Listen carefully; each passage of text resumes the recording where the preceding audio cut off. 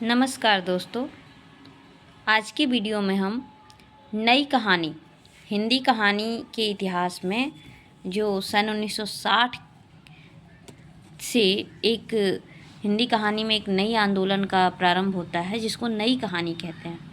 तो आज हम नई कहानी पर विस्तार पूर्वक चर्चा करेंगे और इसके लिए हमने किस पुस्तक को माध्यम बनाया है, जो हिंदी गद्य साहित्य का इतिहास है, रामचंद्र तिवारी की पुस्तक है। उस पुस्तक से आज हम हिंदी में जो नई कहानी आंदोलन चलता है उसके बारे में सविस्तार जानकारी प्राप्त करेंगे। तो देखिए, हिंदी कहानी का युग अगर हम देखते हैं तो एक प्रेमचंद्र पूर्व युग आता है, एक प्रेमचंद युग चलता है और एक उसके बाद प्रेमचंद जी के बाद प्रेमचंदोत्तर युग। ठीक, तो प्रेमचंदोत्तर यानी कि प्रेमचंद के बाद, प्रेमचंद की मृत्यु 1936 में होती है, तो प्रेमचंद्र के बाद 1936 से लेकर के 1950 तक, या ये कहा जाए कि द्वितीय महायुद्ध के अंत तक, वे सभी कलाकार या कहानीकार जो प्रेमचंद युग में लिखते रहे थे, उन्होंने ही हिंदी कहानी साहित्य को समृद्ध करते रहे। वे ही कथाकार, ठीक है, जो प्रेमचंद युगीन थे।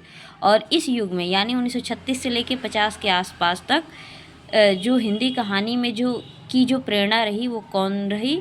प्रगतिशील आंदोलन ही हिंदी कहानी की प्रेरणा स्रोत रही और प्रेमचंद्र युगीन विशेषताओं को लेकर ही 1936 से लेकर 1950 तक की कहानी चलती रही। ठीक है, 1938 ईस्वी में अक्टूबर में एक कहानी नाम की पत्रिका का प्रकाशन प्रारंभ हुआ, किंतु 1942 के जन आंदोलन और दमन के संकट काल में वह कहानी नामक पत्रिका का प्रकाशन बंद हो गया। पुनः इस पत्रिका का प्रकाशन 1954 ईस्वी में शुरू हुआ। 1954 ईस्वी में कहानी पत्रिका का पुनः प्रकाशन प्रारंभ हुआ और इस प्रकाशन के साथ जो इसमें एक वक्तव्य सामने आता है, 1954 ईस्वी में कहानी पत्रिका के पुनः प्रकाशन में उसमें एक वक्तव्य आता है जो कि महत्वपूर्ण है। उसमें कहा गया था कि आज के हिंदी भाषी के जीवन की विविधता और समस्याओं की जटिलता के हर पहलू को हिंदी कहानी ने अपने में आवेशित कर लिया है। शिल्प सौंदर्य और विषय वस्तु दोनों में ही आज की हिंदी कहानी 12 वर्ष पहले की हिंदी कहानी से कहीं आगे है, यह लिखा गया था।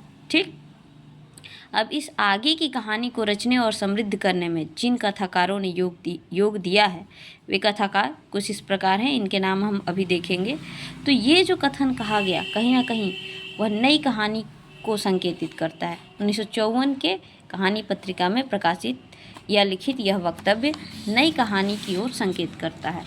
ठीक है, तो 1954 ईस्वी के आगे की कहानी सन 1960 ईस्वी तक आते आते उसे क्या नाम दे दिया गया? नई कहानी। हम कह सकते हैं कि 1954 या उसके आगे की कहानी या 1960 से मान सकते हैं से प्रारंभ होने वाली जो कहानी है, 1954 या 1960 तक आते आते 1954 या उसके आगे की कहानियों को क्या नाम दे दिया गया?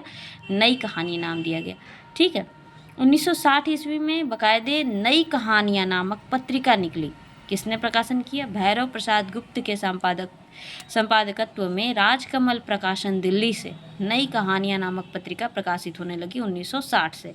तो हम कह सकते हैं कि 1954 से नई कहानियों का दौर शुरू हो गया और 1960 में विशेष तौर पे नई कहानी नाम से यह कहानी आंदोलन प्रतिष्ठित हो गया।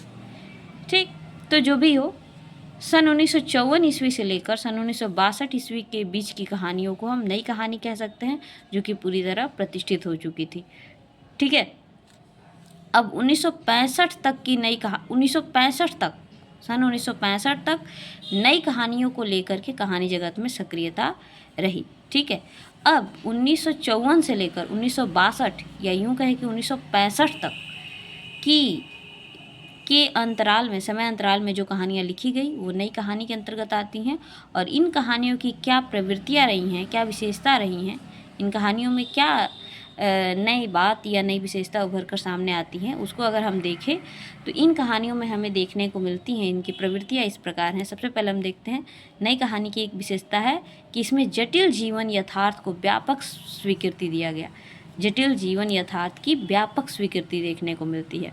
ठीक, हिंदी कहानी में यथार्थ को स्वीकार करने की प्रवृत्ति बढ़ गई नई कहानी में। स्वतंत्रोत्तर युग में यथार्थ की अनुभूतियों को व्यापक स्वीकृति प्राप्त प्राप्त हुई और ये आपको नई कहानी में भी देखने को मिलता है। ठीक, यह यथार्थ बोध विभिन्न रूपों में दिखाई देता है। व्यक्ति मन के अवसाद के रूप में, पारिवारिक विघटन के रूप में, सामाजिक मूल्यों की संक्रांति के रूप में।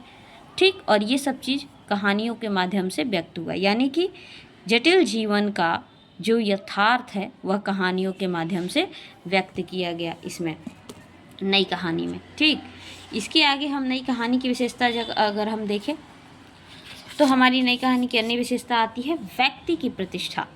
नई कहानी में निर्विवाद रूप से व्यक्ति चेतना को महत्व दिया गया। ठीक है, इसका ये तात्पर्य नहीं है कि नई कहानी में समाज को उपेक्षित कर दिया गया, बल्कि व्यक्ति चेतना का महत्व बढ़ गया। व्यक्ति चेतना का महत्व है व्यक्ति के संदर्भ में समाज को देखना, न कि समाज के संदर्भ में व्यक्ति को देखना। व्यक्ति के संदर्भ में समाज को देखा गया नई कहानियों में। ठीक है, व्यक्ति मन की स्थितियों, ठीक है, व्यक्ति का खोया खोया, टूटा टूटा या अपने को अजनबी अनुभव करते हुआ जो व्यक्ति है, उसको नई कहानी में प्रतिष्ठित किया गया, उसको जगह दिया गया। ठीक है, आगे हम देखते हैं नई कहानी की विशेषता के रूप में छिछली भावुकता का हास। नई कहानियों में छिछली भावुकता देखने को नहीं मिलती है। नई कहानियों में तीव्र भावावेग का अभाव है। यद्यपि इस नई कहानी के दौर में भी प्रेम कहानियाँ लिखी जा रही थी, बहुत लिखी जा रही थी, किंतु उनमें भी प्रेम की अनुभूति जीवन की अन्य अनुभूतियों और समस्याओं के साथ मिलकर संश्लिष्ट बन गई थी। ठीक है, तो इसमें छिछली भावुकता नहीं है, जीवन की विभिन्न अनुभूतियों को, जीवन की विभिन्न समस्याओं को इसमें स्थान दिया गया है। ठीक है, इसके बाद हम देखते हैं नई कहानी की जो अन्य विशेषता है वह है मध्यवर्गीय जीवन चेतना। यूँ देखें तो आज का समूचा हिंदी साहित्य ही मध्य वर्ग की जीवन चेतना की अभिव्यक्ति का ही परिणाम है, किंतु कथा साहित्य और विशेष रूप से कहानियों में तो मध्य वर्ग का ही जीवन छाया हुआ है, क्योंकि कथाकार भी, बहुसंख्य कथाकार जो हैं मध्य वर्गीय परिवेश से ही आते हैं और उनका अनुभव क्षेत्र मध्य वर्ग तक विशेष तौर पर सीमित है। इसलिए हमें नई कहानी में क्या देखने को मिलता है? मध्य वर्ग की पीड़ा, दुख, दर्द, क्षोभ, करुणा, विवशता, हीनता और संबंधगत जटिलता, इन सब का चित्रण हमें नई कहानियों में देखने को मिलता है। नई कहानी की एक अन्य विशेषता है आधुनिकता बोध। नई कहानी में नएपन के बोध को धरातल पर आधुनिकता से भी जोड़कर देखा गया, यानी नई कहानी में जो नयापन है उसको आधुनिकता से भी जोड़कर देखा गया है। जैसा हम जानते हैं कि द्वितीय विश्व युद्ध के बाद का दौर है। ठीक है, जब नई कहानी आती है तो यूरोप में द्वितीय महायुद्ध के बाद यांत्रिक सभ्यता के बढ़ते दबाव के कारण जीवन मूल्यों में भारी परिवर्तन आया था। तो कहीं ना कहीं यूरोपीय संस्कृति और यूरोपीय साहित्य से प्रभावित होने के कारण हमारे हिंदी साहित्य में भी और हिंदी की कहानी के दौर में भी हम देखते हैं कि बहुत सारे जीवन मूल्यों में परिवर्तन, ठीक है, परिलक्षित होता है। साहित्य में भी, मनुष्य के जीवन में तो होता ही है। 1950 ईस्वी के आसपास हिंदी साहित्य में भी ये प्रवृत्तियाँ उभरने लगी और नई कविता में इन प्रवृत्तियों को पहले से ही लक्षित किया जा चुका था। नई कहानियों में भी ये आधुनिकता बोध की जो प्रवृत्ति है वह लक्षित होने लगी। ठीक, तो आधुनिकता बोध हमें नई कहानी के दौर की बहुत सी कहानियों में देखने को मिलता है। आधुनिकता बोध जीवन के जटिल यथार्थ के अनेक स्तरों, भाव स्थितियों, मनोदशाओं और अनुभव खंडों की एक समवेत संज्ञा है। यानी आधुनिकता बोध क्या है? जीवन के जटिल यथार्थ के अनेक स्तरों, भाव स्थितियों, मनोदशाओं और अनुभव खंडों का एक समवेत संज्ञा है जो गत्यात्मक और परिवर्तनशील है। इसलिए अनेक रचनाओं में आपको आधुनिकता बोध परिलक्षित होता हुआ नजर आता है। नई कहानी की अन्य विशेषता आपको दिखती है सांकेतिकता। ठीक, आज के साय नामक कहानी संग्रह में मोहन राकेश कहते हैं कि पुरानी कहानी से नई कहानी इस अर्थ में अलग होती है कि उसमें सांकेतिकता का विस्तार पहले से भिन्न स्तरों पर होता है। सांकेतिकता वस्तु और शिल्प दोनों में नजर आती है।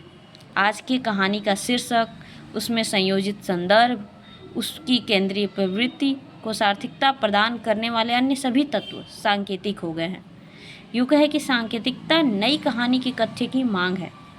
ठीक, चाहे हम आगे की कहानी देखें सांप या कमलेश्वर की कहानी सांप, नई झील, राजेंद्र यादव की कहानी खेल खिलौने, ठाकुर प्रसाद सिंह की कहानी सर्पदंश, शिव प्रसाद सिंह की कहानी अंधाकूप, इन सभी कहानियों में प्रतीकात्मकता और संकेत देखने को मिलते हैं। तो अब नई कहानी की शिल्पगत नवीनता भी नई कहानी में देखने को मिलती है। तो नई कहानी में शिल्प के नूतन प्रयोग भी देखने को मिलते हैं। प्रेमचंद युग के कथाकार जो नई कहानी अपने पूर्व की कहानियों से शिल्प के स्तर पर किस प्रकार भिन्न है, तो हम देखते हैं कि प्रेमचंद युग का जो कथाकार है वह सब कुछ स्वयं कह देना चाहता था, जबकि आज की कहानी स्वयं बोलने लगी है। बीच बीच में कथाकार की व्याख्या या टिप्पणी की आवश्यकता नहीं है और आज की कहानियों में बीच बीच में कथाकार की व्याख्या या टीका टिप्पणी देखने को नहीं मिलती है।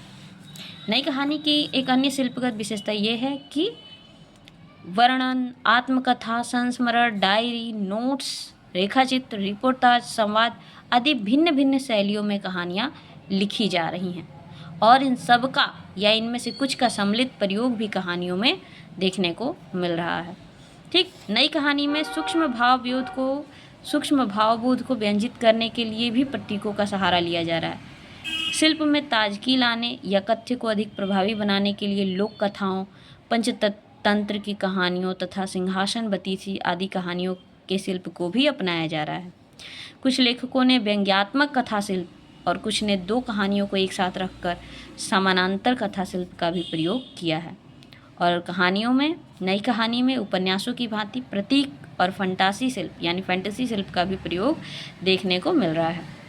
वस्तुतः नए कथ्य और नए भावबोध की अभिव्यक्ति के लिए शिल्प के स्तर पर भी नया प्रयोग स्वाभाविक है। ठीक है, तो ये रही हमारी नई कहानियों की विशेषताएं। अब हम देख लेते हैं कि नई कहानी में आने वाले प्रमुख कहानीकार कौन हैं, जिनकी कहानियों को हम नई कहानी के अंतर्गत रखते हैं। तो नई कहानी के प्रमुख कथाकार हैं जो वो इस प्रकार हैं। नई कहानी के हम जानते हैं कि नई कहानी में तो वैसे बहुत सारे कथाकारों का योगदान है, लेकिन हम अक्सर ये माना जाता है कि नई कहानी के प्रवर्तक के रूप में 3 लेखकों का नाम आता है। वो है मोहन राकेश, राजेंद्र यादव और कमलेश्वर। ठीक, नई कहानी के प्रवर्तन का श्रेय इन 3 लेखकों को दिया जाता है। इसके अतिरिक्त नई कहानी में आने वाले लेखक कौन कौन से हैं? मोहन राकेश, राजेंद्र यादव, कमलेश्वर, ये तो हैं ही।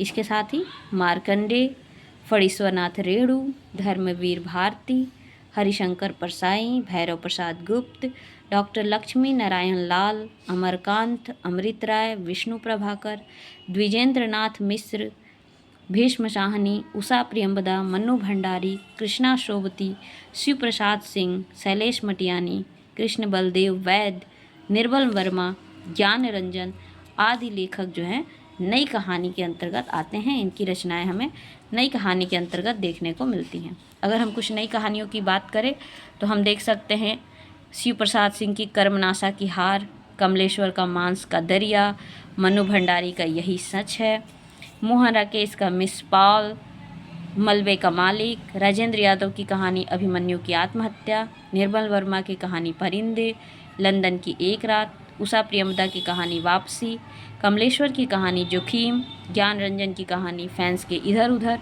उषा प्रियंबदा की कहानी वापसी, धर्मवीर भारती की कहानी बंद गली का आखिरी मकान, कृष्णदेव बलदेव वैद की कहानी बीच के दरवाजे, रघुवीर सहाय की कहानी मेरी और नंगी औरतों के बीच, कृष्णा सोबती की कहानी यारों का यार, राम कुमार वर्मा की कहानी शेलर, श्रीकांत वर्मा की कहानी झाड़ी, ये सब जो है।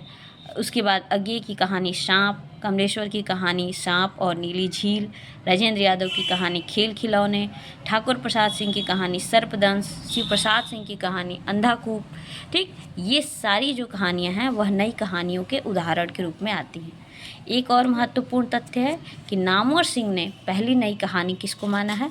निर्मल वर्मा की जो कहानी है परिंदे, उसको नामवर सिंह ने नई कहानी माना है। ठीक है, तो यह रहा नई कहानी का जो है नई कहानी आंदोलन का हमने परिचय लिया, उसकी विशेषताएं जानी, उसका जो है समय सीमा जाना और उसमें आने वाले प्रमुख लेखकों और प्रमुख कहानियों को हमने देखा। ठीक है, इसी प्रकार के अन्य तथ्यों के लिए चैनल से जुड़े रहें, लाइक और सब्सक्राइब करें। धन्यवाद।